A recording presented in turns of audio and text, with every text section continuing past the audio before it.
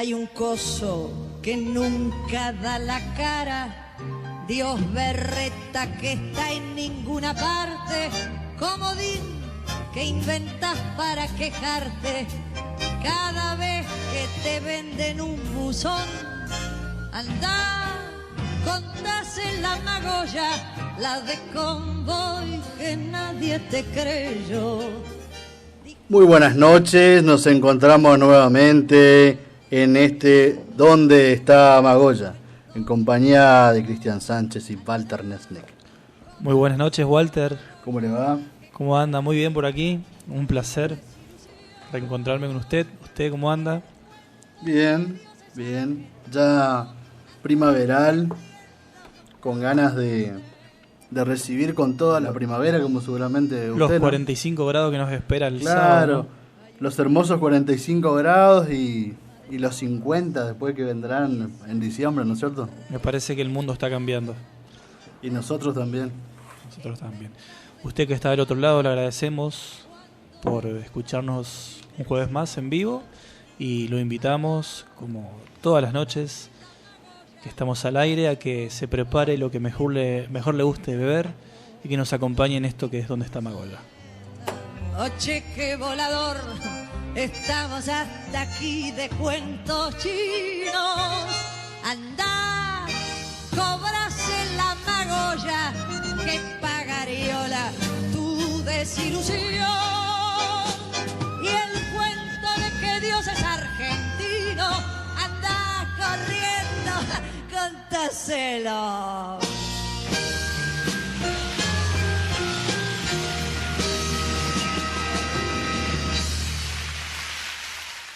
¿Dónde está Magoya? 98.5 MHz.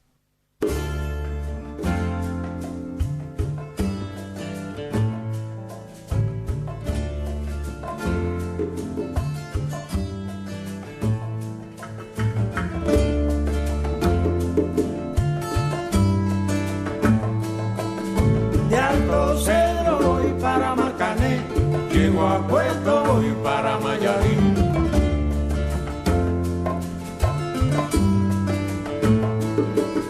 De Alto Cedro voy para Marcané, llego a Puerto voy para Mayarín.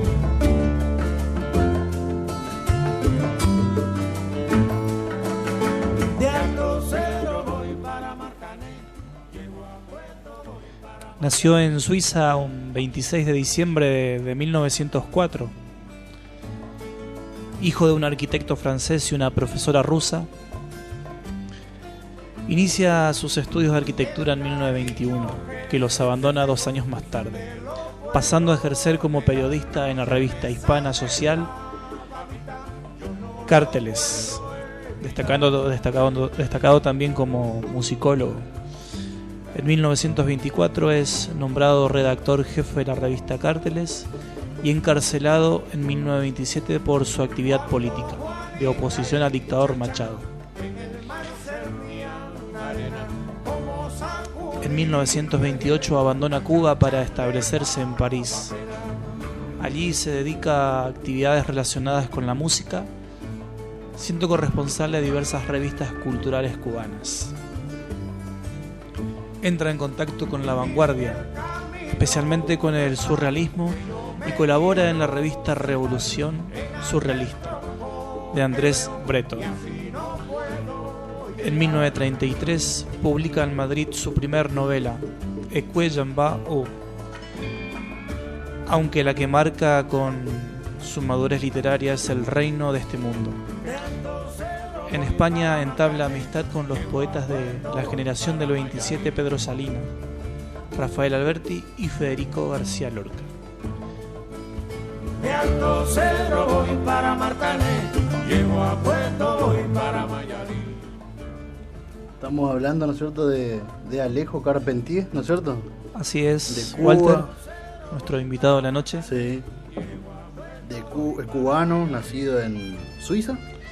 Un suizo cubano, embajador político y literario, ¿no? Ajá, que terminó siendo embajador cubano en Francia, ¿no es cierto?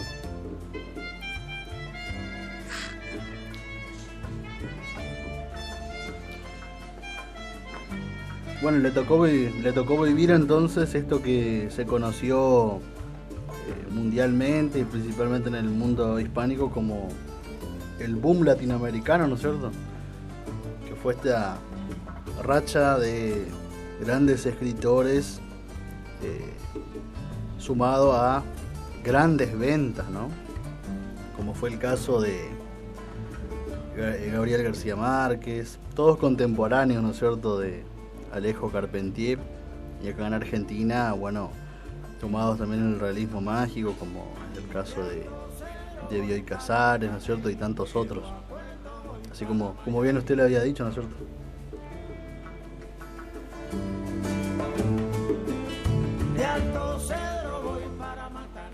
Por ahí repasando un poco lo que fue su vida cubana, nuestro invitado de la noche, como bien decíamos hoy, en 1921 empezó su carrera de periodista, ¿no?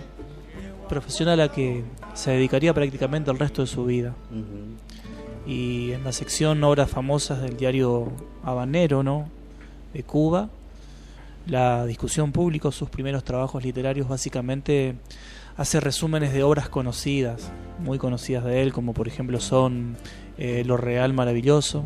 Es una obra ya posterior a esto, ¿no?, pero entre otras, ¿sí? Y bueno, ese mismo año también, 1921, fue donde abandonó definitivamente la carrera universitaria y hace uno de sus primeros viajes a este mundo francés. Claro. Habría que recordar, ¿no?, que él terminó viviendo en Cuba.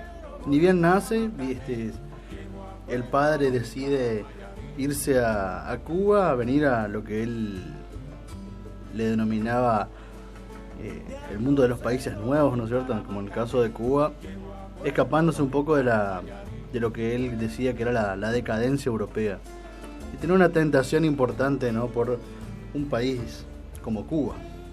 Así que esta pareja europea viene con un Carpentier niño, y después él, por decisión propia, va a hacerse mundo, digamos, unos años a Francia, creo que como 11, 12 años, ¿no?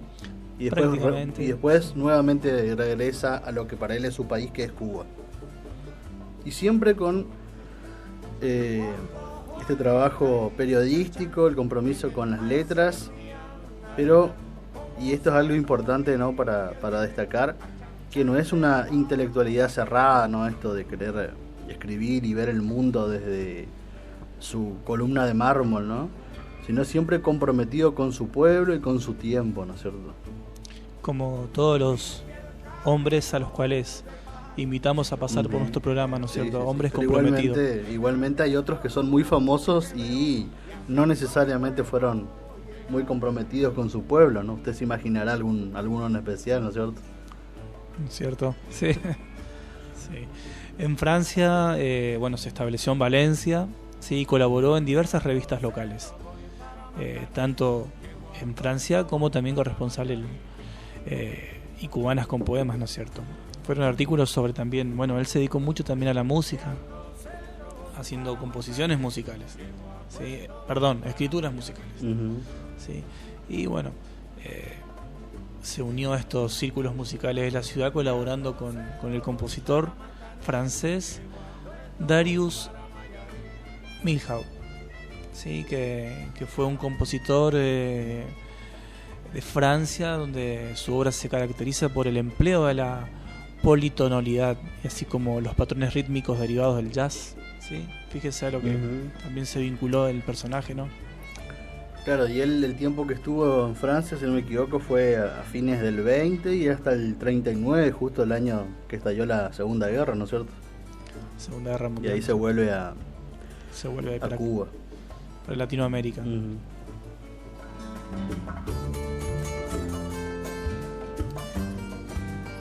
¿Sabes? El personaje de hoy me hizo recordar un poco a nuestro argentino también del encuentro anterior, ¿no? Walsh. Y por ahí se me ocurrió rescatar personajes como este, y como también existen en oposición a otros, ¿no? Como Borges, ya que estamos, ¿no es cierto? Totalmente opuestos, ¿no? Con su intelectualidad muchas veces ajena a la realidad política e histórica, ¿no es cierto? Y en el caso de Carpentier, en una entrevista con Soler Serrano, como otras veces recogemos fragmentos, desarrolla un poco esta idea, ¿no? del escritor comprometido con la realidad política, histórica, y él lo denomina como escritor ciudadano, ¿no es cierto? Algo bastante interesante que trajimos para compartir con ustedes.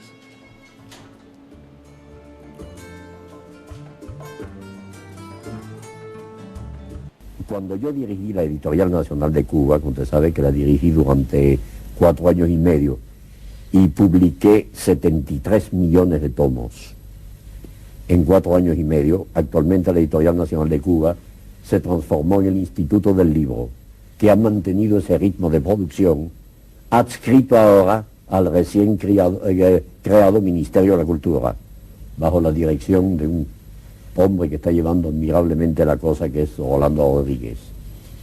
Cuando se inauguró primero fue la Imprenta Nacional, seguida la Editorial Nacional de Cuba, las ediciones del Estado se abrieron al público. La primera cosa que publicaron fue el ingenioso hidalgo Don Quijote de la Mancha, tirado a 100.000 ejemplares. 100.000 ejemplares que se agotaron. Y se hizo este experimento increíble. En un país donde la gente no leía, me da vergüenza decirlo, pero era así, la gente se ha puesto a leer de una manera fabulosa.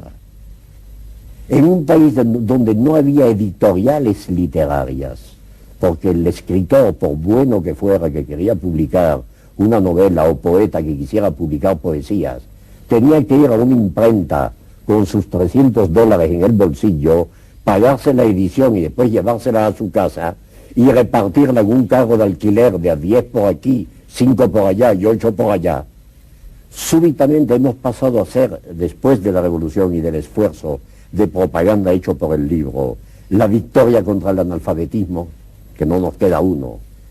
Los medios, los mass media, puestos al servicio de la propaganda del libro, del cine, del teatro, del ballet, de la música, del espectáculo. Hoy en día somos, y esto es obedece a una conclusión de la UNESCO, el mayor productor de libros per cápita del continente latinoamericano. Otra de las cosas que dijo el maestro Carpentier, y que también han sido ampliamente comentadas desde entonces, es que los hispanoamericanos han inventado una novela, o han reconstruido, por así decirlo, un nuevo tipo de novela épica, que se acabó la novela psicológica para el escritor de nuestro tiempo. Mire, yo no hago de ello una regla absoluta. Yo no digo que un novelista con grandes dotes de psicólogo no nos pueda dar mañana, cualquier día en Europa, una gran novela psicológica digna de colocarse al lado de las obras maestras del género. Stendhal, el mismo Proust. Ahora, lo que sí es cierto es que, por ejemplo, en ciertos países de Europa, pongamos Inglaterra, por ejemplo, los países escandinavos, una novelesca puede vivir independientemente de un contexto político. En América Latina es imposible. En América Latina nuestra vida está tan ligada al factor político, para bien o para mal, para tragedia o para momentos de gran culminación y de gran victoria, que no podemos prescindir de ese contexto épico y no podemos destacar al hombre, sacarlo así como con pinzas de un ambiente, colocarlo en una mesa y decir voy a estudiar a este hombre solo. El hombre hay que estudiarlo en función de su grupo, en función de la praxis, en función de las pulsiones de su contexto humano. Hay que ver hacia dónde va y qué es lo que quiere. Y cuando se logra colocar el hombre en ese contexto, se logra lo que yo llamo la novela épica. Y la novela latinoamericana, si la observa usted en sus mejores manifestaciones, es una novela que tiende cada vez más a lo épico. Está claro que para Alejo Carpentier el escritor no es el hombre que labora en su torre de marfil, sino que es un hombre comprometido con su tiempo, con los problemas de su época, con su pueblo y con su circunstancia. ¿Acaso por eso nos da el ejemplo de que él es un hombre que trabaja mucho y duramente, es un escritor lento, minucioso, un escritor que trabaja el idioma casi artesanalmente, como un orfebre, con una paciencia infinita hasta lograr este prodigio de prosa, y al mismo tiempo, sin embargo, es un político y es un ciudadano con una actividad plena en todos los órdenes de la vida, un hombre que no quiere ser ajeno a nada de lo que pasa, ¿no es así? Pero me parece que acaba usted de poner exactamente, de señalar el hecho tal y como es. Yo no veo por qué el escritor no ha de ser un ciudadano. Esa es una pretensión que tuvieron ciertos estetas de comienzo de siglo, gente del tipo Oscar Wilde, digamos, del tipo Gabriel D'Annunzio. Gabriel D'Annunzio que no tenía palabras con que estigmatizar los movimientos socialistas de su época, no. Él vivía en la zona de Botticelli, del arte puro, de la belleza, escribían la palabra belleza con B, etcétera. A mí me parece que esto es completamente imposible, y menos en el siglo en que vivimos. Además, ese invento esteticista, esa posición esteticista, elitista del creador de arte o de literatura, fue un fenómeno en realidad muy pasajero que duró unos 40 o 50 años, que no es nada, sin hablar en este momento de que amemos o no su obra. Pero Víctor Hugo fue un maravilloso ciudadano. Fue un hombre que hizo, que incluso a nosotros cubanos nos es muy sensible la memoria de Víctor Hugo, porque recordamos que en los momentos más duros de nuestra primera guerra de independencia, la del 68, escribió 2 cartas admirables a las mujeres cubanas. Víctor Hugo estigmatizó la invasión de México por Maximiliano, y mandó un texto de apoyo a Benito Juárez, que hizo reproducir en carteles y hizo pegar en todas las calles de las ciudades. Era un hombre que era ciudadano del universo entero. Emilio Zola fue un magnífico ciudadano. Casi todos los grandes escritores del 19, incluso en España, en Inglaterra y todo, fueron escritores y ciudadanos. Y yo diré sinceramente, yo no veo por qué no de ser ciudadano.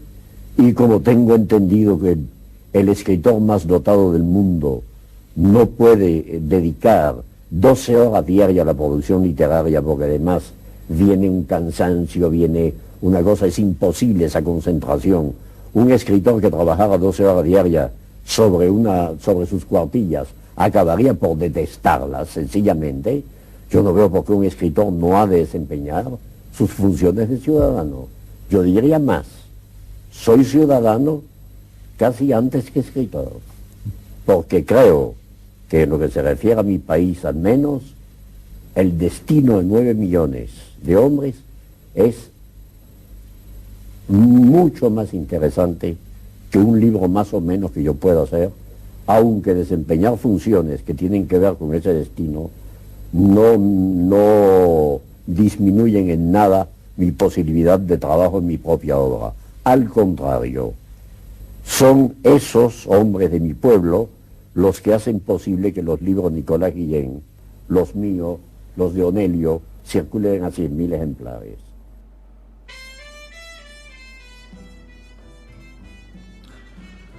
Interesantísimo, ¿no? Interesantísimas palabras de Carpentier. Tocó varios temas, ¿no es cierto? Y escuchamos al principio cómo se refería a esta super producción editorial, ¿no? del libro en Cuba, ya cuando comenzó la Revolución Cubana, con un papel que a mí por lo menos me pareció, no sé usted, Cristian, similar al rol que tuvo la UDEO, ¿no es cierto?, la Editorial Universitaria de Buenos Aires en Argentina, ¿no es cierto? Sí, me hizo acordar justamente eso, y bueno, en estas palabras del autor, ¿no es cierto? Y en esta entrevista queda muy marcado su clara actividad política, ¿no es cierto? Que lo hizo blanco de lo que fue la persecución anticomunista. Sí, sí. Sí, que fue impulsada, ¿no es cierto?, por el gobierno cubano. Y Antes de Castro. Antes de Castro, sí. Estamos hablando 1927. Sí, el escritor se une, ¿no es cierto?, a varios intelectuales en esta protesta dictatorial. Sí. Y bueno, como bien usted dijo, lo de Udeva, donde marca una posición. Uh-huh. Bueno, aparte, esto seguramente fue un ala, ¿no?, de lo que de lo que fue para la Revolución Cubana un proyecto importante de alfabetización del país, ¿no es cierto? Obviamente, una vez que saben leer y escribir, las personas tienen que tener que leer, ¿no es cierto? Y a la mano y a un precio módico, ¿no? No como pasa ahora en nuestro contexto actual, donde las editoriales también han hecho lo que quisieron con los precios y no sé usted, pero no podemos comprarnos 4 o 5 libros por mes si quisiéramos, ¿eh? Están caros. Están caros y sobre todo los de las editoriales que por ahí uno le gusta recurrir, ¿no es cierto? Claro. Sí, Bueno, y en aquel tiempo, y... claro, se pensaba, ¿no?, en esto de impresiones rústicas y al alcance del bolsillo del ciudadano promedio, ¿no es cierto? Lo importante es que pueda leer. Política de acercar el libro a la gente, ¿no es cierto? Bueno, después siguió Carpentier con respecto al rol del escritor con el pueblo, ¿no? El escritor como ciudadano, ¿no es cierto? Esto que dijimos antes, el compromiso, ¿no es cierto?, con su tiempo, ¿no? Creo que una de sus obras justamente es El escritor y el ciudadano, ¿no es cierto? Puede ser, sí, no... Si mal no recuerdo, ¿no? Bueno, tiene varias. El derecho al asilo. Hay varios ensayos también como tientos y diferencias que muy vinculado también a la cuestión civil, social, ¿sí? En fin. Recordemos que Carpentier vivió entre 1904 y 1980. Así que habrá escuchado hablar de un tal Jorge Luis de Argentina también, ¿no? No sé, ¿qué le parece a usted? ¿Qué opinaría Carpentier de don Jorge Luis?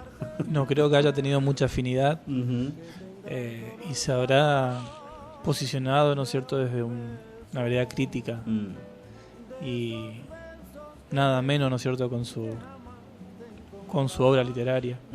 Sobre todo un Borges que podríamos decir que apañó parte, ¿no es cierto?, de lo que fueron los gobiernos dictatoriales en Argentina. Sí. Lo vio con simpatía, digamos, ¿no? Algo así, ¿no es cierto? Por ahí, como que siguió escribiendo de una manera dentro de una burbuja, en un mundo que se derrumbaba. Como dijo acá el entrevistador, ¿no? Escribiendo desde su columna de mármol, ¿no? Y eso también lo hace un ser político, ¿sí? Marca una posición. Pero justamente de no compromiso con la ciudadanía, como dice Carpentier, sino con ciertas élites, ¿no? Y ciertas élites y ciertos grupos políticos. Sí.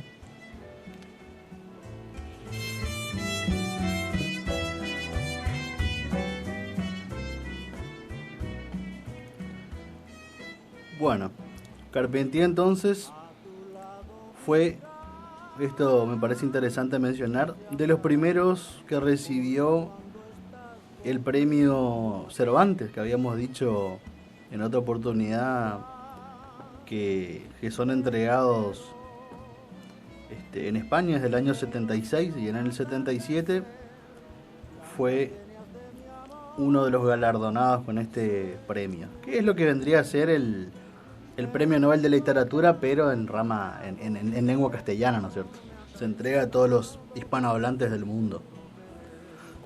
Tuvo varios premios, ¿no? También recibió el Premio Mundial Sino del Duca en Francia, ¿sí? Y el premio Cervantes en España, como usted decía, en el 77. Ujú.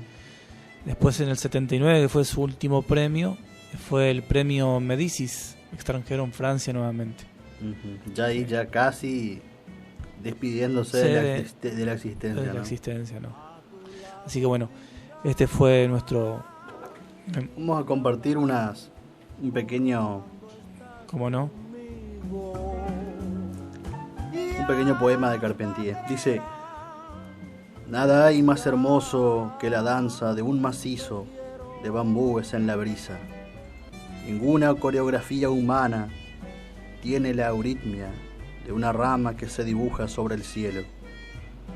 Llego a preguntarme a veces si las formas superiores de la emoción estética no consistirán simplemente en un supremo entendimiento de lo creado. Un día los hombres descubrirán un alfabeto en los ojos de las calcedonias, en los pardos terciopelios de la falena, y entonces se sabrá con asombro que cada caracol manchado era desde siempre un poema.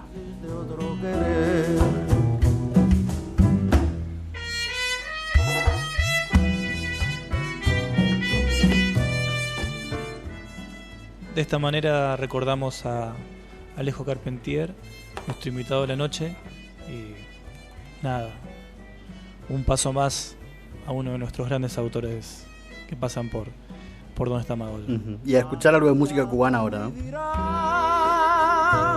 Y se hablarán solo cuando estás conmigo, y hasta creerán que se dirán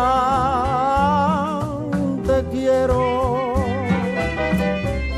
Pero si un atardecer las gardenias de mi amor se mueren, es porque han adivinado que tu amor me ha traicionado, porque existe otro querer.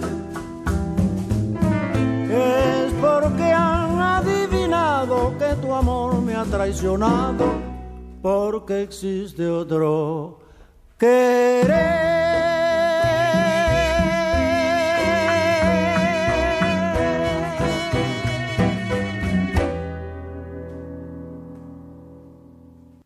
¿Dónde está Magolla?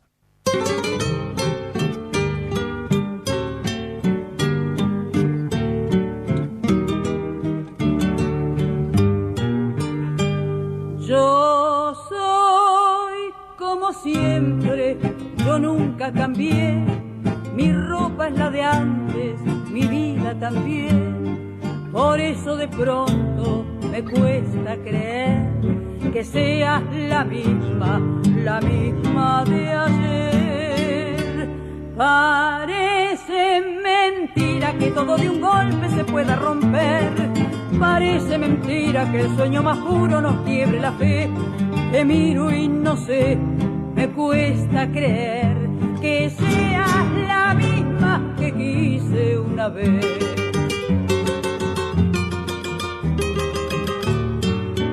Son tus ojos, dos luceros, dos abrojos hechiceros, dos abrojos de luz que se queman en la noche de mi corazón. Son mis penas, 100 tormentas, son mis penas, 100 condenas, 100 condenas de horror que encadenan mi vida perdida detrás de tu amor.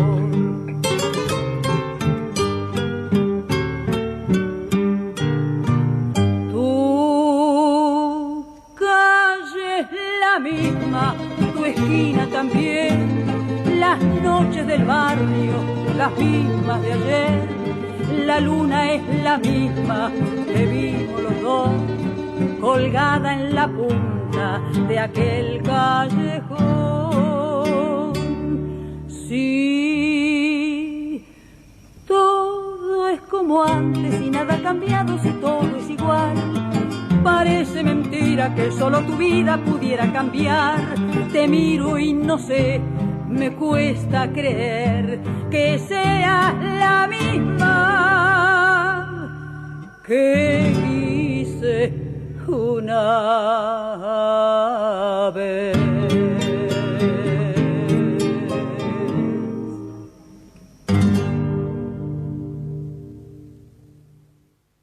¿Dónde está Magoya?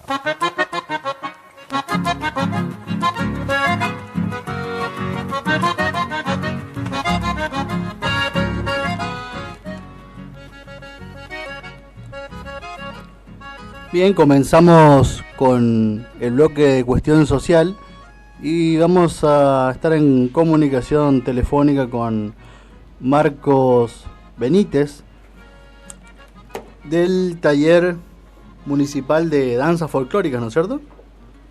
Así es, buenas noches, ¿cómo Buenas andan? noches. ¿Qué tal? ¿Todo bien? Todo bien. Gracias por el espacio. Buenas noches, Marcos. Gracias por tu tiempo con nosotros. Bien, chicos, todo bien, buenísimo, linda noche hoy. Bien, bueno, sabemos que sos profesor de danza folclórica, si estás encabezando, ¿no es cierto?, liderando este grupo de lo que es el taller folclórico municipal, ¿sí? A ver, sí, o sea, de que soy integrante. No soy profesor, sí, no soy profesor.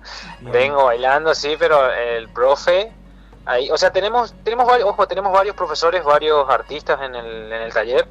Yo soy integrante desde que se inició. El taller municipal inició hace 2 años, ¿sí? Un 15 de mayo del 2018, en donde fue nuestra primera práctica, digamos. Ese es nuestro día de inicio. Y el primer debut que hicimos fue el 9 de julio del 2018, frente a la municipalidad. Bien. Exactamente. Si yo soy integrante, como varios de los que están ahí. Así es. Marcos, y ahora, bueno, suponemos que retomaron nuevamente los ensayos, ¿sí? Hablando sí. De lo que es el proceso de la pandemia, ¿sí?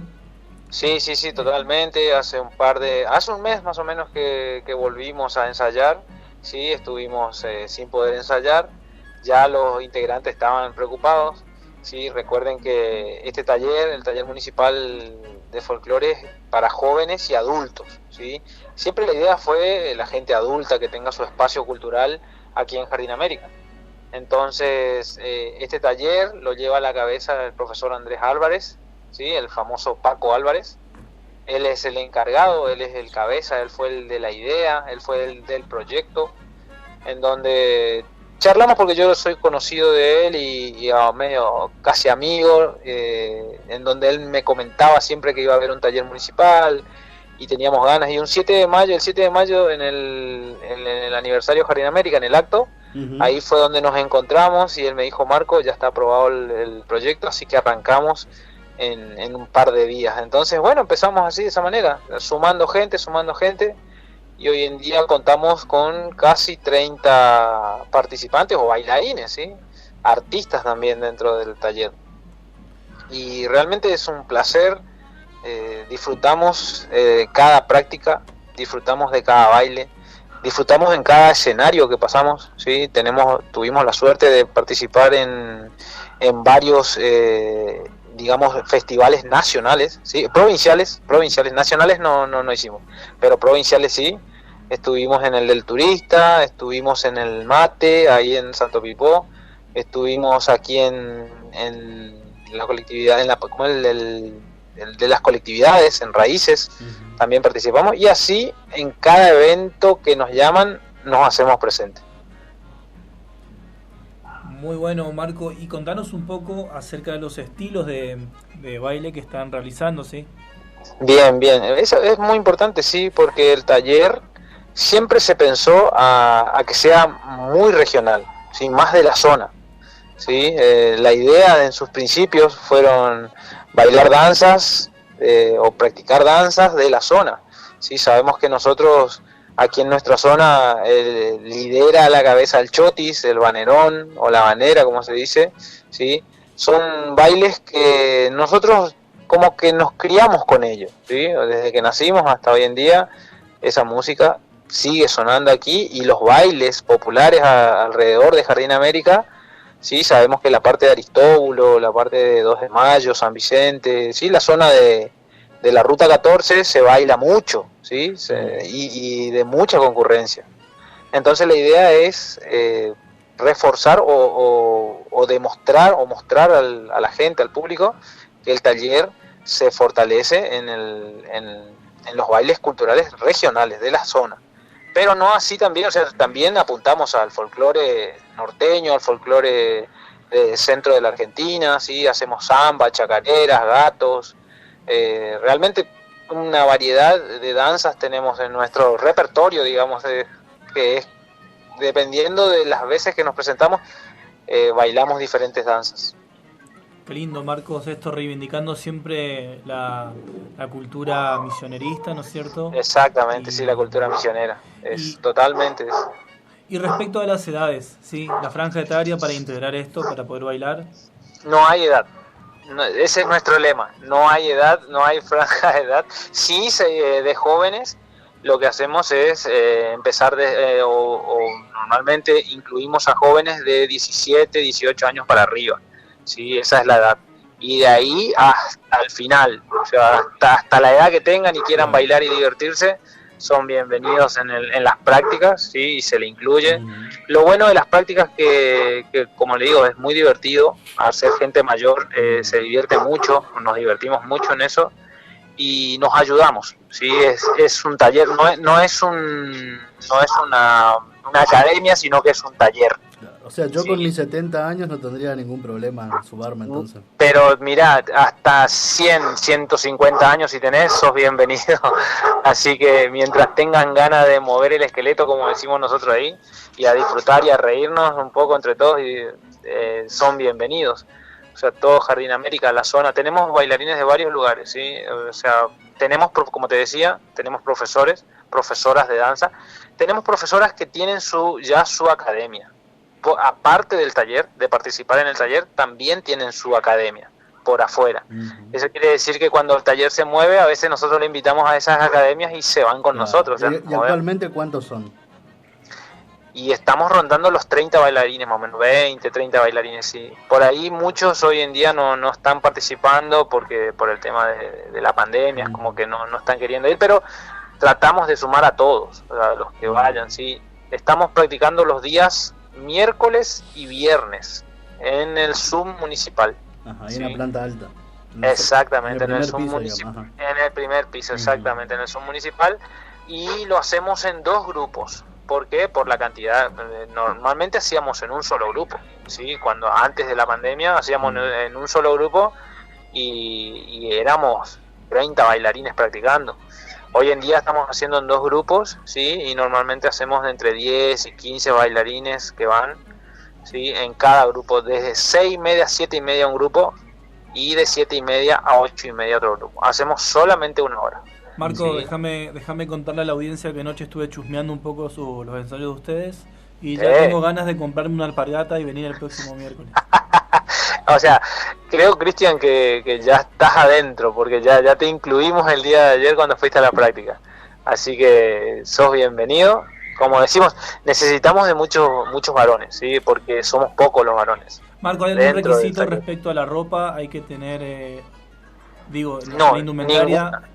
Ninguna. Lo que tenemos en el taller, o sea, que nosotros trabajamos normalmente en el año, estamos trabajando haciendo diferentes actividades para juntar dinero, ¿sí? Y solventamos nuestra indumentaria. Normalmente, en sus comienzos, cada uno se preparaba a su manera, ¿sí? Se conseguía bombacha de gaucho, se conseguía alpargata, camisa, íbamos súper regional. Yo, por ejemplo, cuando empecé, mi idea era vestirme de mensú, bailar como mensú, o sea, la vestimenta del mensú en sus tiempos. Claro. Y de ahí, bueno, fuimos avanzando. Cuando por ahí el mensú bailando una chacarera es un poco complicado, entonces tratábamos de buscar indumentaria, y hay modistas dentro del grupo, entonces las chicas son las que fabricaron la indumentaria para los varones y camisas para las mujeres. El resto de las mujeres, la mayoría se hizo sus polleras, pero Ajá. Se están necesitando hombres entonces en la... Totalmente, son súper mega archi bienvenidos los hombres al taller municipal. Somos, pero necesitamos, por eso Cristian es bienvenido. Maxi, estamos en cuarentena, importante saber.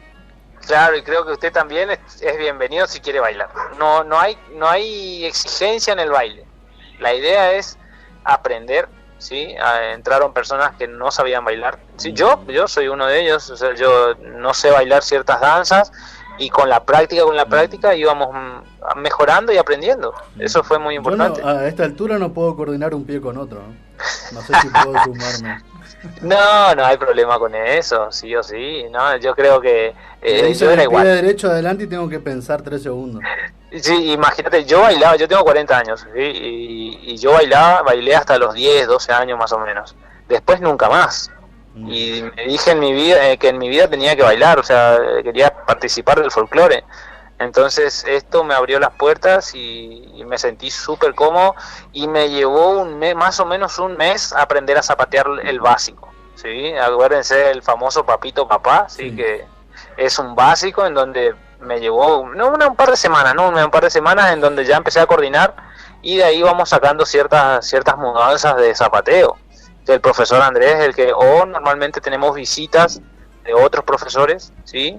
Que nos dan pequeñas clases, tanto a las chicas como a los varones nosotros. Así que son ese mismo. Y también para comentarle a la audiencia y a ustedes también que como les decía, tenemos artistas, tenemos músicos dentro del taller, músicos muy renombrados aquí de Jardín América, en donde ellos a veces están tocando en vivo y nosotros bailamos a la par. En este verano pasado estuvimos en la Peña del Salto.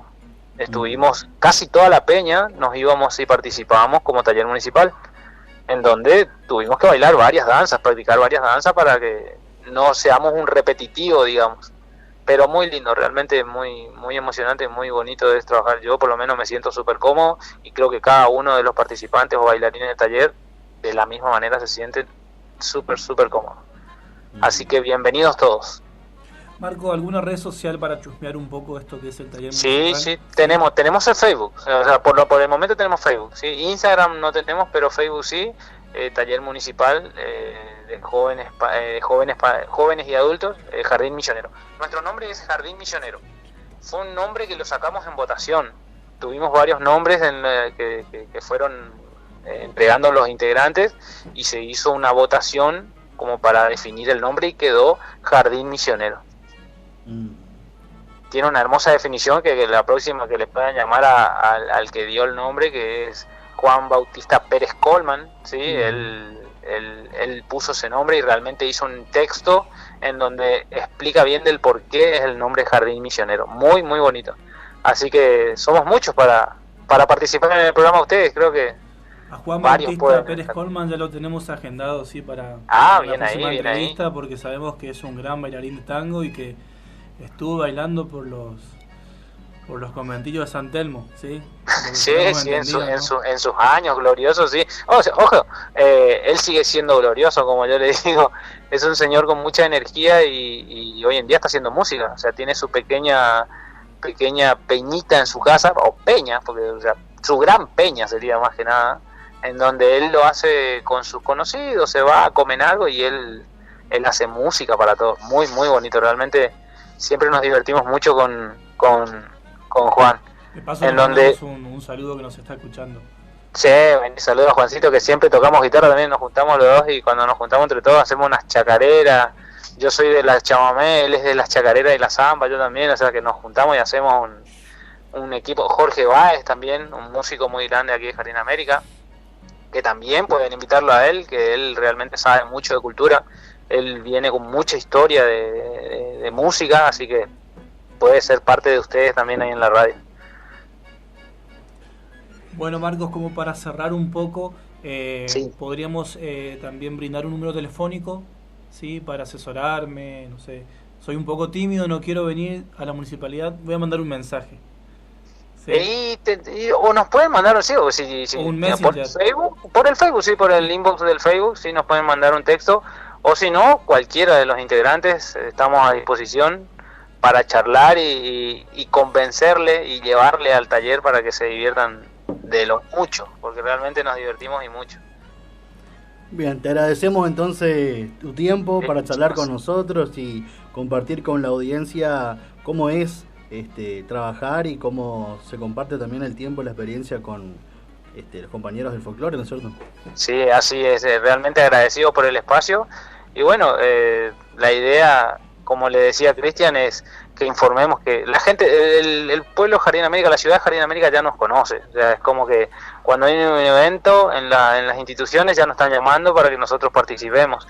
Y creo que hasta el momento nos dijimos que no a ninguno. Si teníamos 3 eventos nos dividíamos en 3 equipos y cada equipo iba a la institución y bailaba lo que tenía que bailar.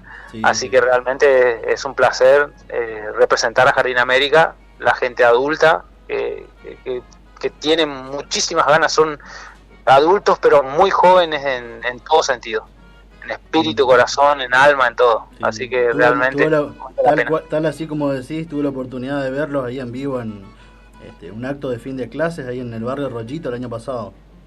Sí, participamos ese día que fuimos al acto de fin de año, o creo que, sí, no me acuerdo que era un evento en que fuimos a 3 escuelas. Salimos, habíamos coordinado, porque normalmente coordinamos. Cuando nos piden en el mismo día varias escuelas, nosotros coordinamos las horas, o sea, el horario. Salimos de uno, bailamos, salimos, nos vamos a otro, salimos y nos vamos al otro y así. En una noche hacemos 3, 4 escuelas y realmente vale la pena disfrutar de esas noches. Sí, ahí pude ver la Coleman con todo. En un playón corrió las líneas de básquet. No, Juancito sí es una bestia en el campo de juego, como decimos nosotros. Sí. Así que vale la pena. Y bueno, bienvenidos chicos, si ustedes quieren sumarse, realmente no se van a arrepentir porque van a ser muy felices en esos tiempos y van a conocer gente o personas de gran corazón. Eso es importante. Muchas gracias, Marcos. Dale chicos, un placer. Listo, gracias, un placer también. Nos estamos viendo, hasta luego. Chau. Bueno, estuvimos en comunicación telefónica entonces con Marcos Benítez y me parece que vamos a pensar la invitación, ¿no? ¿Qué le parece sumarse al grupo? Lo voy a pensar. Ayer estuve chusmeando un poco y la verdad que muy interesante, muy lindo el trabajo que hacen y lo que me gustó sobre todo es el grupo que conforma este taller municipal. Claro. Además, hacen falta hombres, dijo. Hacen falta hombres, sí. Vi muchas chicas ayer y muy bonitas. Sí. Walter, ¿le parece si vamos a un corte musical? A un corte, un descansito.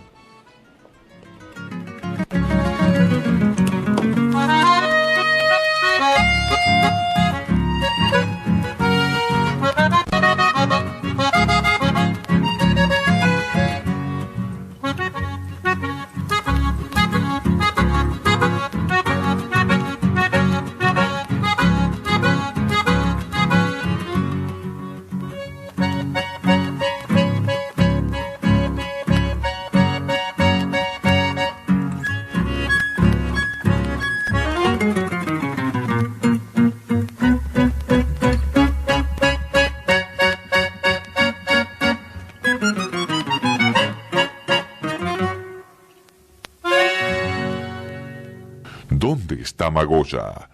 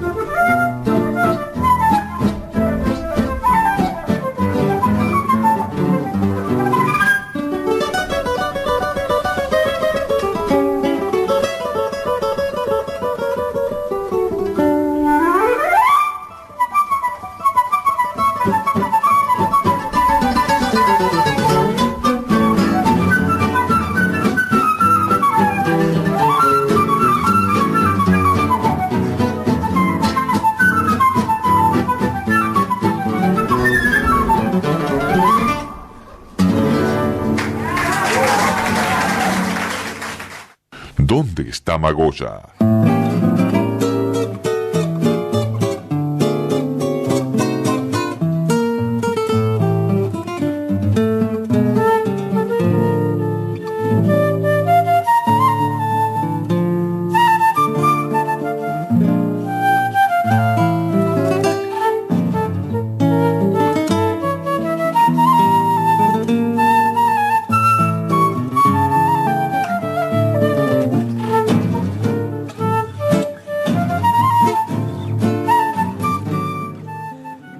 Bien, vamos ahora a un poco de cuestión histórica, ¿no es cierto? Así es, Walter. Y vamos a estar recordando a alguien que ya hace 12 años dejó esta existencia mundana, vamos a decir, terrenal. Se despidió de nosotros un 24 de septiembre de 2008. No sé si se despidió o lo O despidieron. lo despidieron, no sé. Hablamos de Enrique Pechak, hermano, ¿no?, de quien fuera miembro del movimiento agrario misionero Pedro Orestes Pechak, ¿no?, desaparecido en el año 76. Y nos pareció interesante recordar, ¿no?, a Enrique como también fue miembro, ¿no?, de algunas organizaciones acá de misiones, ¿no?, durante los 90, a principios de los 2000, ¿no es cierto? Había tenido la oportunidad de hablar con él en el año 2006, si mal no recuerdo, a mediados de 2006 me parece, me había contado parte de su experiencia cuando lo detuvieron acá en Misiones, lo trasladaron a Tucumán, con un gran despliegue, ¿no?, de fuerza armada y de seguridad, nunca dejando de repetir que era el hermano del terrible guerrillero y subversivo Pedro Orestes, ¿no? Todo un movimiento ahí por supuesta peligrosidad, ¿no? Y se imagina muchos Unimogs y él detenido durante años, y si me lo recuerdo hasta el 83 estuvo detenido Enrique. Y bueno, sabiendo que su hermano había sido ejecutado ahí en la Ruta 7, en la zona de los miradores. De hecho hay un monumento, sí, hoy, un recordatorio. Hay sí un cartel tallado que fue colocado en su momento, si mal no recuerdo, por anciano Queco Bregañolo, allá de Aristóbulo del Valle, relacionado un poco con el grupo ecologista Cuñapirú. Y bueno, señalando ahí la zona donde hay una vamos a llamarle cascada intermitente, ¿no?, que según Don Queco fue bautizada como cascada Pechak. Bueno, y ahí donde está ese cartel, pero arriba de todo el paredón de piedra, sería el lugar donde había sido ejecutado Pedro Orestes.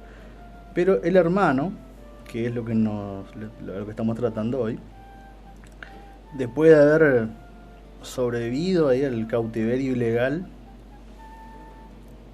y una vez que comenzaron estos juicios por la verdad y juicios para por los crímenes, ¿no?, de lesa humanidad, encontramos un poco también refrescando la memoria un artículo, esto para apoyarnos un poco de donde sacamos la información, del año 2006, casualmente, ¿no?, que si me permite voy a leer rápidamente, ¿le parece? Por favor. Enrique Pechak estaba atado. Esto es porque hubo un supuesto robo que padeció en ese año, 2006. Enrique Pechak estaba atado con pies y manos a la espalda, sujeto con alambres y encapuchado en el suelo del hall de su casa, junto a su hermano Miguel. Los dos delincuentes que entraron en la vivienda exigían dinero y, supuestamente para que dijeran dónde estaba la plata, los golpeaban sin piedad. La tortura se fue agravando hasta que uno de los malvivientes manifestó que iban a cortarle los dedos. Fíjese qué barbaridad, a Miguel. En eso el otro interrumpió el accionar de su colega y le dijo no, al otro, al subversivo. Fíjese qué palabra, ¿no? Muy fuerte. Refiriéndose a Enrique. Entonces le cortaron la oreja, produciéndole una gran hemorragia. Lo que primero pensaron las víctimas fue que se trataba de un robo anormal, común, ¿no? Hasta el momento, por supuesto, de que comenzaron con estas referencias, más bien de carácter ideológico, diría yo, ¿no? Así que como venía ocurriendo en los últimos meses en las colonias de Misiones, este tipo de robos.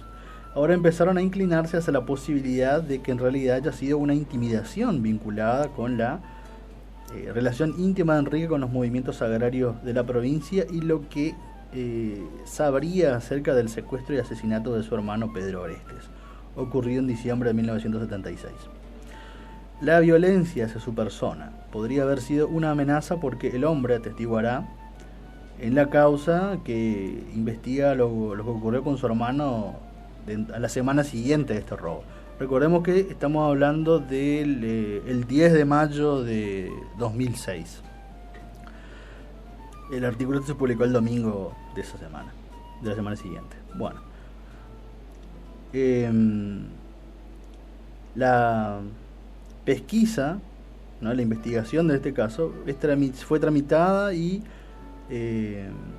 investigada en el Juzgado Federal de Posadas y se adosó al expediente, ¿no? Junto con la investigación del ingeniero Alfredo González, ex decano de la Facultad de Ciencias Exactas de la UNAM. Los testigos y pruebas recolectadas del caso González conforman la megacausa que derivó en el llamado juicio por la verdad, donde se intenta dilucidar el accionar represivo entre el 76 y el 83 y cómo ejecutaron al ingeniero. Bueno, esto no anexo a lo que veníamos diciendo sobre Pechac. Volviendo a robo y advertencia que le dieron en su momento. Al hecho más el exacto, hecho, ¿no? Sí, el hecho en cuestión ocurrió cerca de las 20 horas de aquel miércoles 10 de mayo de 2006 en la casa de Enrique Igor Pechac del paraje Tamanduá del municipio de Los Helechos.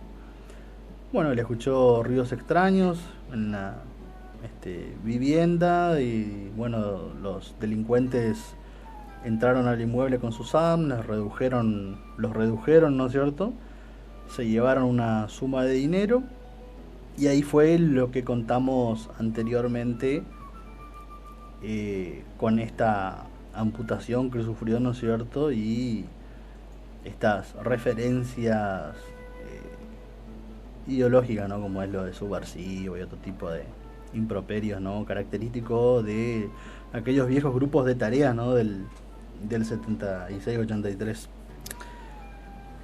Esto podríamos decir que es la historia oficial, ¿no es cierto? Esto es lo que podríamos hacer, que es la historia oficial. Ahora, no me pareció casual que si estamos hablando del año 2006, también estamos hablando de otro hecho similar, pero peor, ¿no? Que fue el caso de Julio López, ¿no? Que después de que atestiguó contra Checolás y que iba a escuchar la sentencia, desapareció justamente un 18 de septiembre.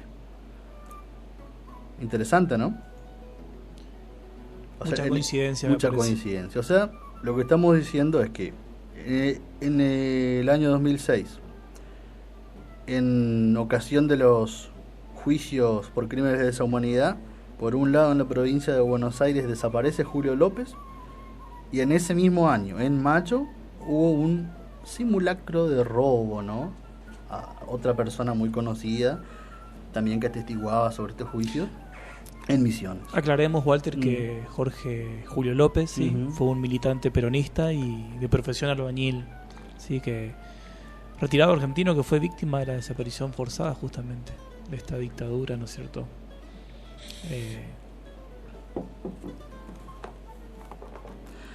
Y en el caso de Enrique Pechac, bueno,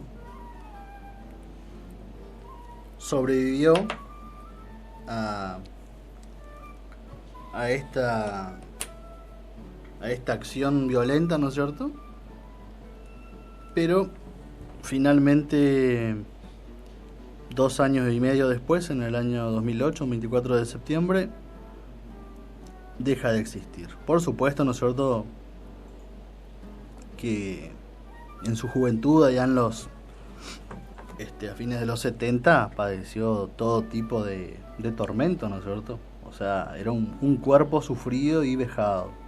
Víctima aparte justamente de esta de desaparición las torturas forzosa, ¿no? también, ¿no? Sí. Todos los desaparecidos eran torturados. Él fue uno de ellos, ¿no es cierto?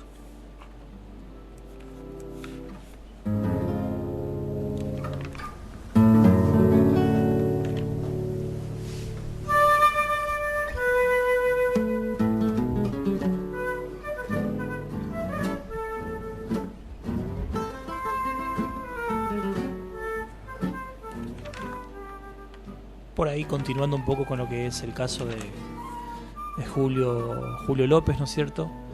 Luego de ser liberado se mantuvo en silencio por mucho tiempo, ¿sí? Incluso con su propia familia. Uh-huh. ¿Sí? Durante varios años y volvió a trabajar con el mismo empleador hacia antes de su desaparición. Pero bueno, haciendo una analogía entre ambos, es todo muy cercano, ¿no?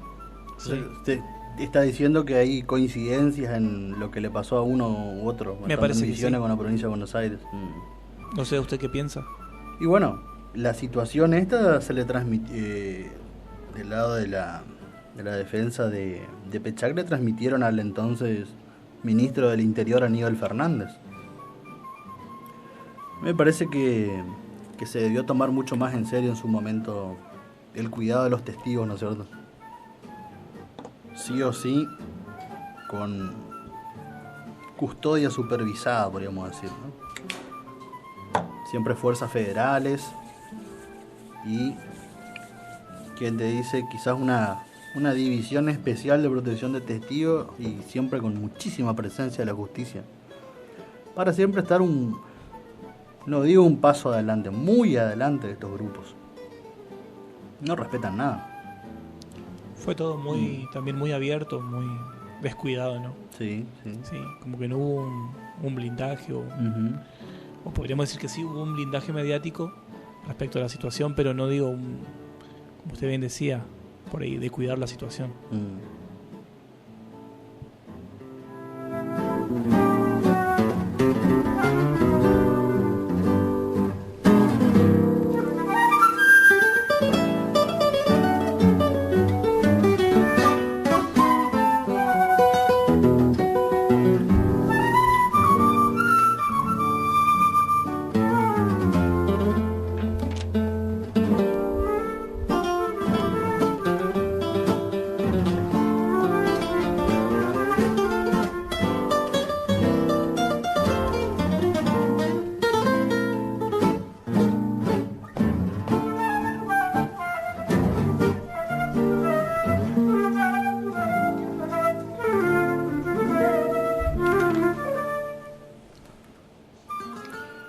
Bien, Cristian, seguimos con lo histórico, otro tema.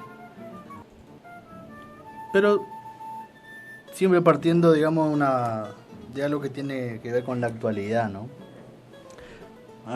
Habrá escuchado hablar sobre esta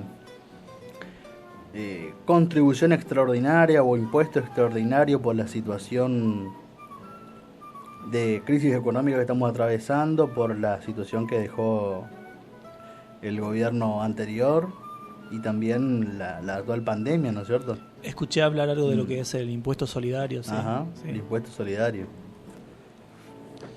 Sí, pero no lo tengo muy en claro todavía. Uh-huh. a qué redondea la situación. Uh-huh. Algunos que suponen o creen que sí conocen que viene la cuestión, no dejan de preguntarse si es que esto sucede en otras partes del mundo o si ya sucedió alguna vez en Argentina, ¿no es cierto? En Alemania, por ejemplo, se recurrió, ¿no es cierto?, hasta a este recurso de un impuesto extraordinario, y muchas veces los más adinerados, por supuesto, que contribuyen sin tanto escándalo como sucede acá en Argentina, ¿no es cierto? Y si pensamos en la historia de Argentina, sí sucedió en su momento algo similar a fines del siglo XIX, ¿no es cierto? Me parece que tenemos un audio para graficar. Tenemos un audio para poder contextualizar un poquito. Sí, para contextualizar.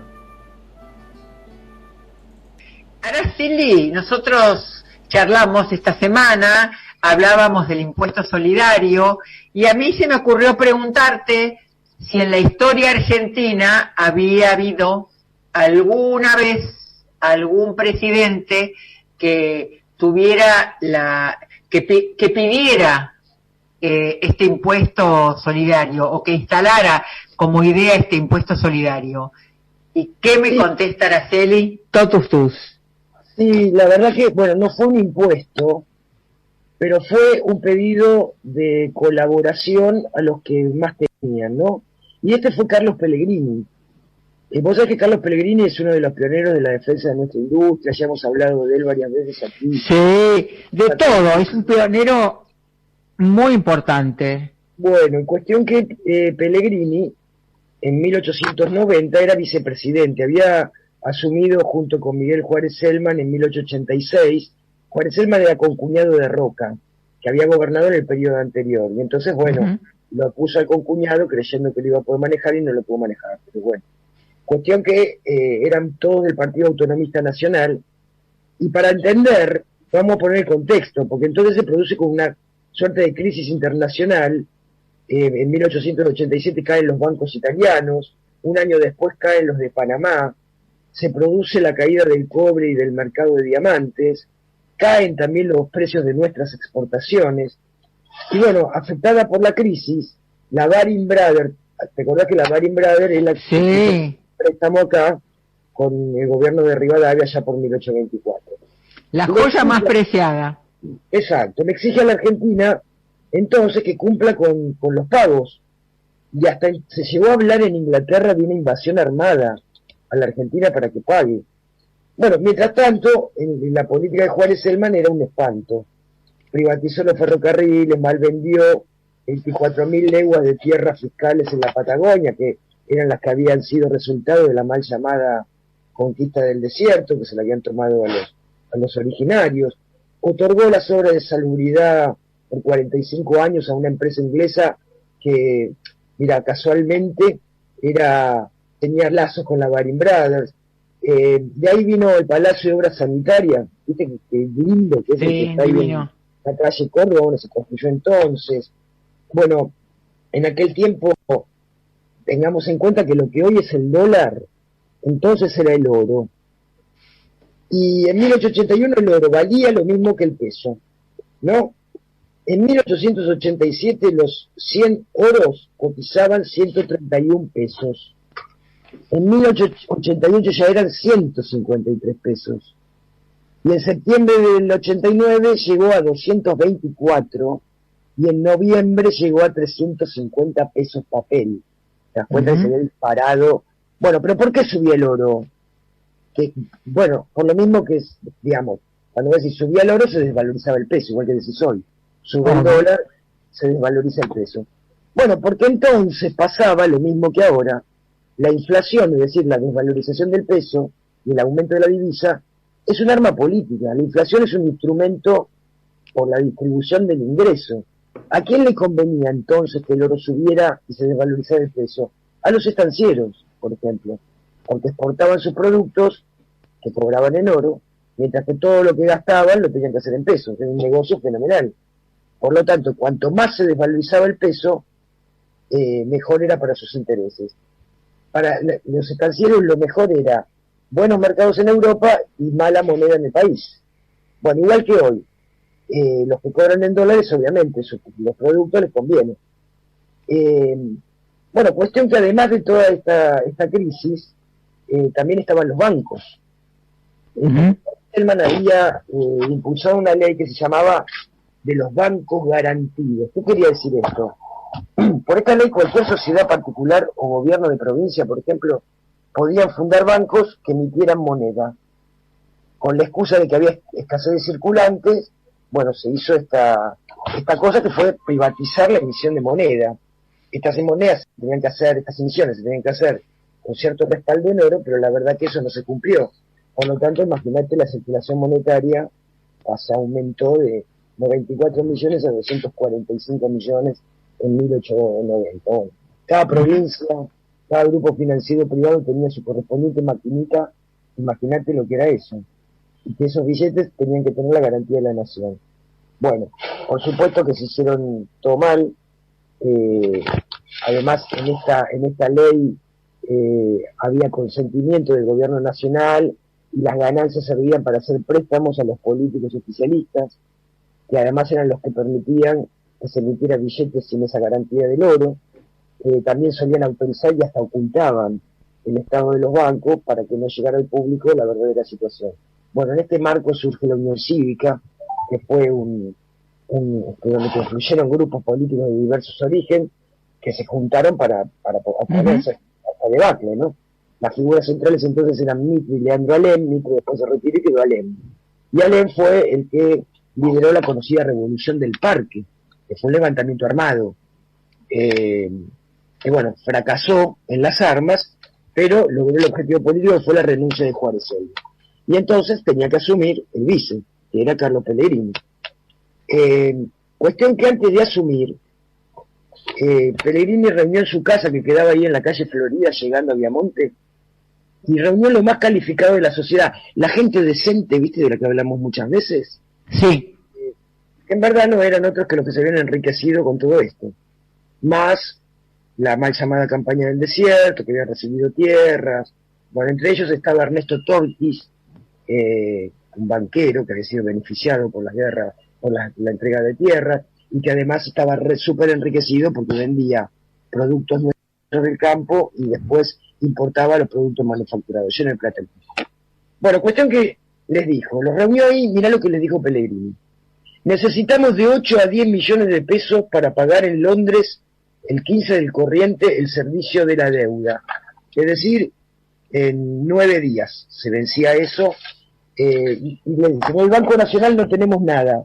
Si no pagamos, vamos a ser inscritos en el libro negro de las naciones insolventes. Solo la ayuda de todos los que están en condiciones puede salvarnos. Reclamó de ustedes ayuda en nombre de la patria. Y les dijo, miren, acá les dejo este pliego, donde proyecté las bases de un empréstito interno. Los invito a ustedes a suscribir y pagar de inmediato, al contado, ese empréstito. El resultado de la suscripción, les dijo Pellegrini, va a decir cuál es la confianza que inspiro y va a determinar mi aceptación o renuncia al gobierno. Les dio el papel y se fue a una habitación contigua.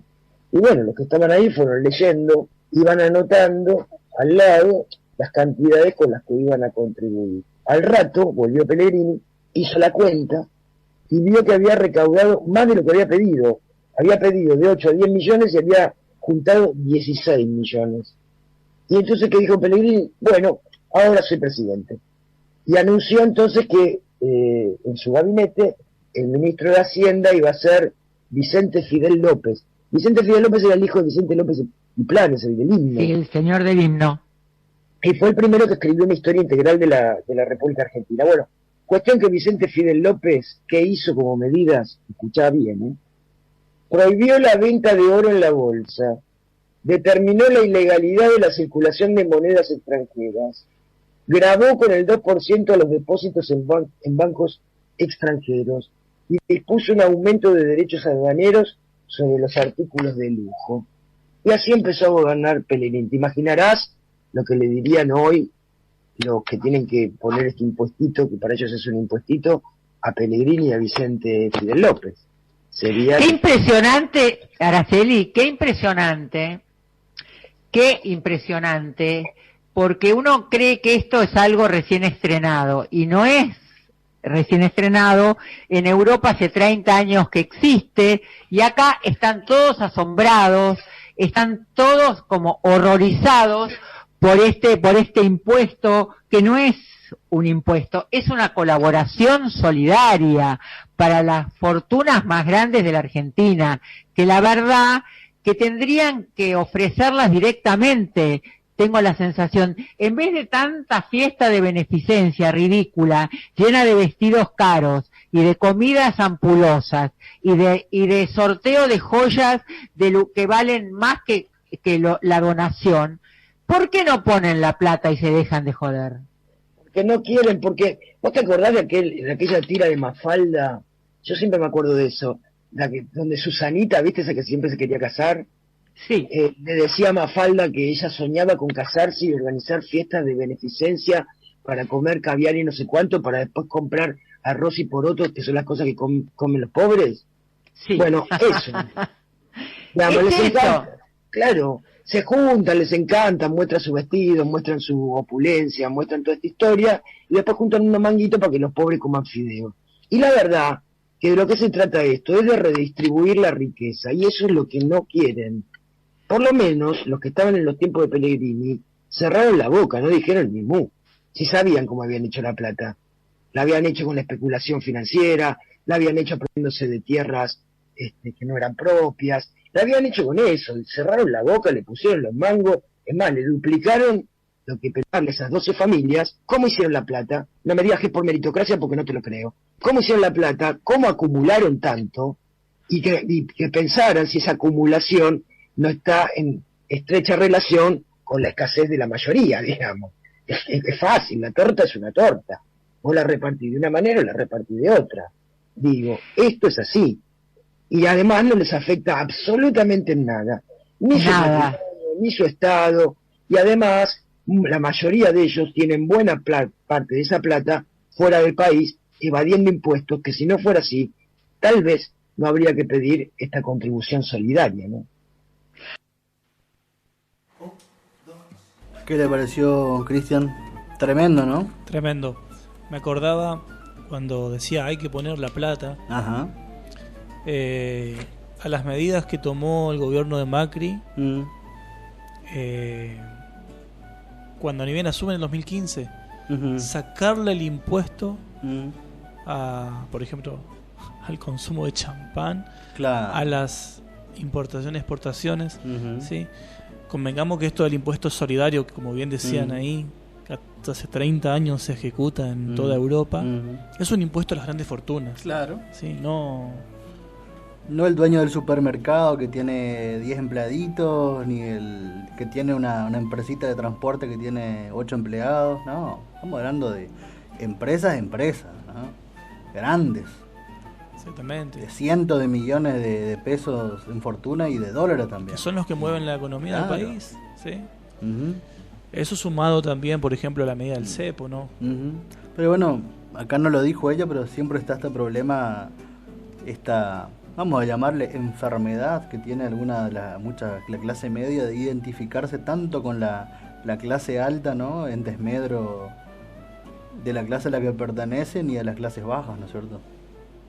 Entonces se identifican con, pobrecito, el que, comillas, se ganó con su esfuerzo 35.000 millones de pesos y le van a sacar 1.000 millones, pobre, hay que identificarse con este pobre hombre, esta pobre señora que ganó 35.000 millones. ¿Y cómo va a dar 1.000 millones, no? Pero el resto de los argentinos, no, bueno, eso es un problema de ellos. Los que comen poroto no es nuestro problema, ¿no es cierto? Y se comparan con las grandes potencias del otro continente, claro, que desconocen las medidas que aplican, por ejemplo, ¿no es cierto? Como esto de... Bueno, no sé si desconocen o eligen mirar para otro lado cuando se tocan esos temas, ¿no? Exactamente.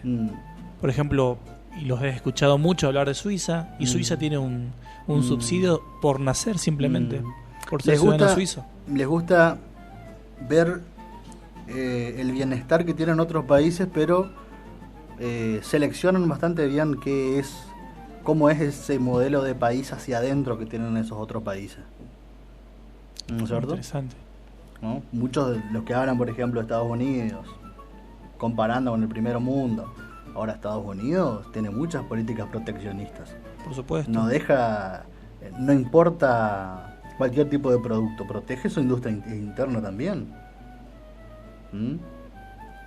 Hasta ahora la mayoría de las coincidencias que tienen todos estos agrupaciones de derecha como es el macrismo es ignorar, desconocer, menospreciar el mercado interno, ¿no? Porque ellos miran hacia afuera. Exportar y ganar en dólares.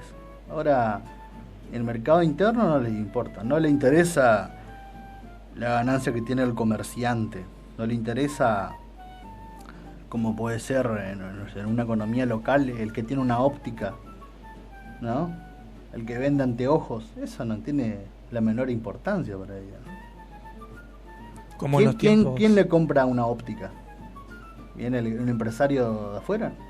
Para nada, no, le compra alguien de acá, el maestro, le compra el que tiene un pequeño local, el jubilado, todos que cobran en pesos, ¿no es cierto? De hecho, criticaron el IFE también, sin ir más lejos, una política que reactivó el consumo, que no solo se beneficia el que lo recibe, sino, ¿no es cierto?, también el mercado de la esquina, al que le compran. ¿Dónde, el que tiene el que cobró el IFE, dónde lo gasta? Por supuesto. No se va al exterior a comprar dólares. Bueno, de hecho ahora no se puede salir tampoco, pero... Tampoco se puede. Me parece que algunos se imaginan que algunos malgastaron el IFE comprando $100. Pero es más fácil estigmatizar, ¿no es cierto? ¿Sí? El vago, el que no quiere laburar. Y sin embargo, como dice acá, porque estábamos escuchando a la historiadora Araceli Bellota, que no es cualquiera, fue directora del Museo Histórico Nacional ahí en Buenos Aires frente al Parque Lezama, directora del Museo del Cabildo, entre otros cargos. Tiene su experiencia en el programa de Ani Ventura en Radio Nacional M750. Y todo lo que ella dijo es para graficar un poco cómo esta fuerte resistencia al impuesto solidario, cualquier tipo de colaboración por el país, viene justamente de esas élites que no se caracterizan por haberse esforzado precisamente para tener sus grandes fortunas. Muchas de estas grandes fortunas vienen de haber heredado un gran capital que vino, por ejemplo, de la conquista del desierto, ¿no? Que se ganaron de la noche a la mañana un puñado de familias, varios de cientos de hectáreas, que después, bueno, simplemente soltaron un par de vacas o arrendaron algunos chacareros que por un puñado de trigo, ¿no?, producían millones que exportaban. ¿Dónde está el trabajo de eso? No sé qué le parece a usted. Como bien decían también los compañeros de Radio Nacional, al igual que en los tiempos de Pellegrini, ¿no es cierto? Que si bien, bueno, la cuestión era movida por el oro, hoy en día el dólar, pero y creo que el eje fundamental es la redistribución del ingreso, ¿sí? O como él dice ahí, la mala distribución del ingreso, de las riquezas, perdón. Que es justamente, como decía ahí Bellota, lo que se resisten. Son los que ponen justamente los palos, ¿no es cierto? Claro. Los palos en la rueda. Muchas excusas pero lo que está de fondo acá es resistirse a la redistribución de la riqueza. Y termina repercutiendo en un mercado interno que nunca remonta, ¿no es cierto? Porque para que el país crezca que se desarrolle tiene que haber un fuerte mercado interno. Por supuesto. No darle todos los beneficios a los exportadores suponiendo que ellos van a derramar estas ganancias en el país, y va del gran exportador que está en Buenos Aires, Rosario, donde sea, esto se va a derramar en las empresas en diferentes partes del país, va a venir a manos del que tiene su empresita de turismo en Misiones, después eso se va a transferir al que tiene supermercado, y todos vamos a disfrutar de esos beneficios. La famosa e ilusa teoría del derrame, que nunca se concreta, ¿no? Ajá. Todo por obra y magia del mercado, como si el mercado fuese justo en sí mismo, ¿no? Y no lo es para nada. Y no lo es. Es totalmente una mano invisible. Es más, para que el que crea en esta teoría del derrame no hace falta ir muy lejos. Usted conoce la concentración del trabajo en Iguazú, por ejemplo, con respecto al turismo. Tenés ahí tus grandes hoteles y el que está trabajando en algo que no tenga que ver con turismo no ve un mango de todo el atractivo de Cataratas, ¿no es cierto? Un albañil que está en Puerto Iguazú ve poco y nada de todos los millones que entran a Puerto Iguazú. Además, bueno, veamos también en las condiciones que está Puerto Iguazú, ¿no? Digo, con respecto a la infraestructura y demás, ¿no? Bueno, así que se queda también en el negocio turístico en manos de pocos, ¿no? Uno, para poner un ejemplo, ¿no? Uno ve que esa distribución no se da. Así, por obra y magia del mercado, imposible. Tiene que haber una política que intervenga ahí para que se distribuya. ¿Quiere añadir algo? Sí, me gustaría cerrar la polémica o el debate con la frase de Kicillof. Con esfuerzo y solidaridad vamos a sacar a Argentina adelante, a poner el país de pie. Bien. El problema de esto que están lo que nunca parece que se identifican con un modelo de país donde se propicia el mercado interno, ¿no es cierto? Son los que critican la grieta y me parece que son los que más la agitan o la ensanchan, ¿no? En cuanto a lo que es la redistribución de las riquezas. ¿Usted alguna vez escuchó algún macrista, por ejemplo, hablando de mercado interno? No. La cuestión es que uno los escucha y se pone a pensar qué pensará con respecto a eso, porque comienza, ¿no?, con las típicas chicanas de que Cristina Fernández está denunciada, de que no funcionó el modelo kirchnerista y demás, pero resulta que nunca se explayan en cómo es su supuesto modelo político-económico, ¿no?, para competir. ¿Cómo es su proyecto de capitalismo también, ¿no? No sé si alguna vez... Bueno, de hecho creo que el objetivo que tiene el macrismo siempre fue minimizar el mercado interno, ¿no? Fortalecer los grandes capitales de afuera. ¿Sí? Y así, bueno, hacer alianzas con sus... Fue lo que vimos con todo el cierre de empresas, ¿no?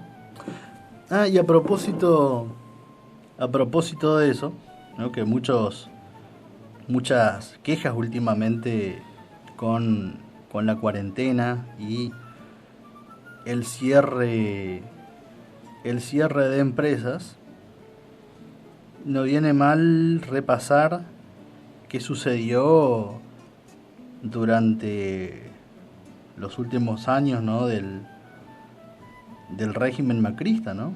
Usted habrá visto la cantidad de empresas que cerraron en todo ese tiempo, ¿no es cierto? Fue histórico, Walter. Creo que va a quedar en la historia mal recordada. Sí.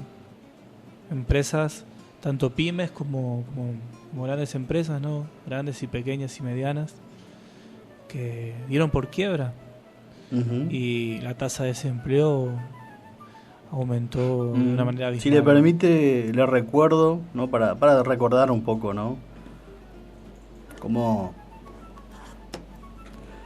julio de 2016, Mazalín Particulares cerró su fábrica en Tucumán. Septiembre, Jovilar cerró la planta que producía aceitunas en La Rioja. En noviembre del mismo año cerró la Textil Guilford en Comodoro Rivadavia, 200 despidos. En enero de 2017, Alpargatas decidió cerrar su fábrica en Florencio Varela. También en enero de 2017, Van Gogh cerró su fábrica de computadoras en Vicente López. Ese mismo año, Cerámica San Lorenzo en San Luis. Febrero de 2017, Pampero cerró su fábrica textil en Chaco. La Serenísima cerró su planta en Rufino. Puma cerró su planta en San Ogasta. En marzo, Atanor cerró su planta en Varadero y Munro. Abril, Quesera Magnasco en Santa Fe. 2017, Pampero cerró su planta de textil en Chaco. 2017, Fideos La Manera, Bahía Blanca. Agosto, Autopartista Plascar en Córdoba también cerró. 2017, Grupo Multinacional Aliaxis, también cerró. Etherplast, Adidas, también más de 100 despidos en una planta. Y así, muchísimos. Tengo una lista acá de más de 50, solamente en durante el régimen macrista, ¿no? Si mal no recuerdo y no me quiero equivocar, pero creo que acá también en El Dorado cerró una fábrica de zapatillas. También. Sí, bueno, y ni hablar de los negocios en el microcentro de Posadas. Creo que los 12 meses de gestión de Macri, el gobierno local de la ciudad de Posadas emitió una ordenanza donde destacando, ¿no? O sea, destacando negativamente los 170 negocios que habían cerrado en menos de un año. Bueno, yo no escuché el número de acá de Jardín América, pero también en estos últimos 4 años vimos cerrar un comercio tras otro, ¿no? Hasta ahora vemos un montón de locales vacíos. Yo conozco varios que están desde hace 4 años vacíos. Sí. Usted lo ha dicho. Y sin embargo hay muchos comerciantes que veían a sus compañeros al lado cerrar y seguían aplaudiendo a los globos amarillos, ¿no? Increíble. Y lo siguen haciendo. Y lo desean volver, lastimosamente. Sí.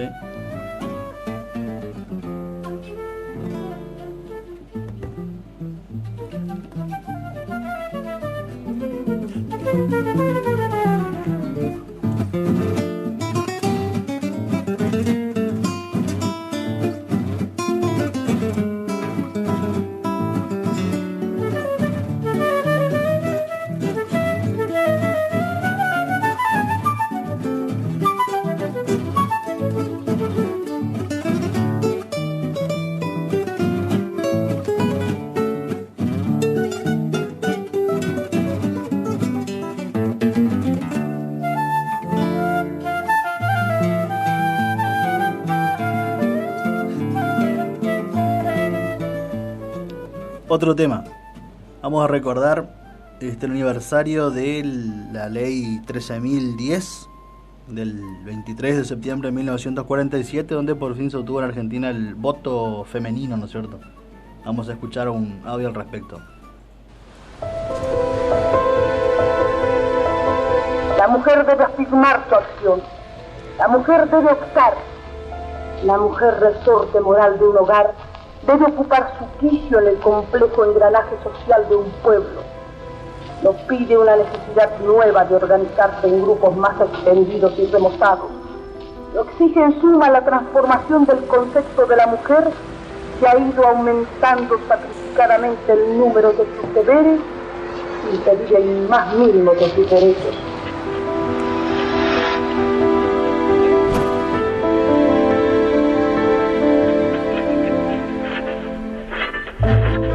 Ahora que nos hemos conocido mejor, que estamos unidas por todo el país en un bloque solidario, la mujer del presidente de la República, que os habla, no es más que una argentina.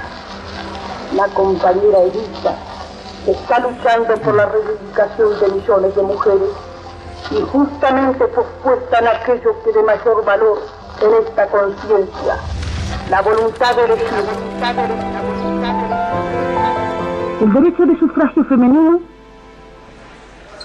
no consiste tan solo en depositar la boleta en la urna, consiste esencialmente en elevar a la mujer a la categoría de verdadera orientadora de la conciencia nacional.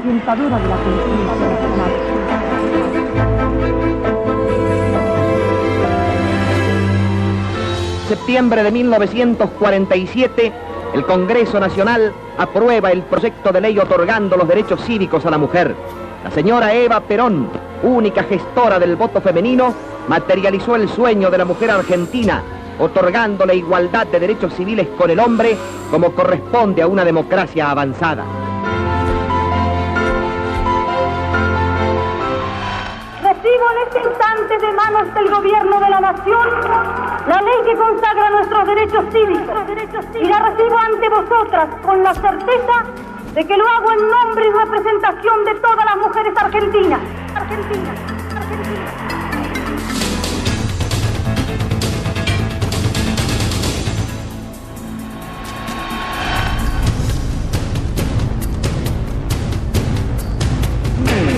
El 11 de noviembre de 1951, las mujeres votaron por primera vez a nivel nacional. Este acontecimiento es uno de los hitos más importantes en la lucha de las mujeres por sus derechos.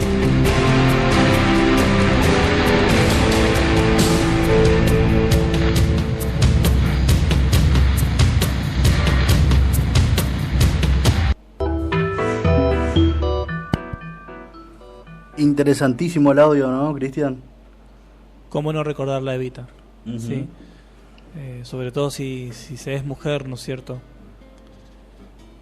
Sí, y ahí por fin pudimos hablar de un voto verdaderamente universal, ¿no es cierto? Cívico. Uh-huh. Sí, un derecho cívico conquistado, ¿no es cierto? Sí, sí. Por ahí, haciendo una analogía a Allende, él decía, ser joven y no ser revolucionario es una contradicción biológica. Claro. Yo diría que, no sé si decir ser mujer y no ser el seguidor de Evita, pero ser humano y no ser seguidor de Evita, ¿no? Sería una contradicción también, ¿no es cierto? Como luchadora, o ser un luchador y no reivindicar a Evita. Uh-huh. Quien no solo se jugó por las mujeres, sino por los pobres y por los necesitados, ¿no? Por todos. O llamarse argentina y no hacer esto que usted dice. Una mujer con agallas.